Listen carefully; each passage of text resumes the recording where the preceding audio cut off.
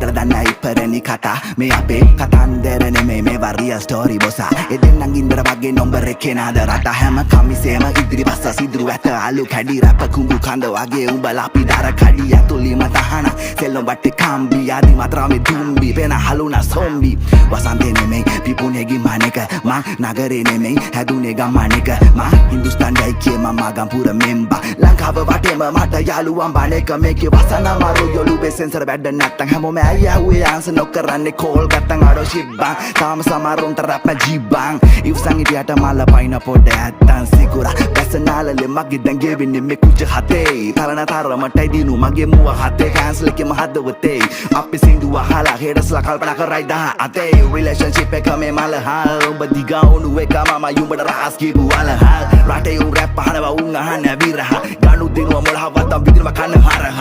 තරපට්ට ගාලා දෙන්න හිරෝෂිමා නාගසාගේ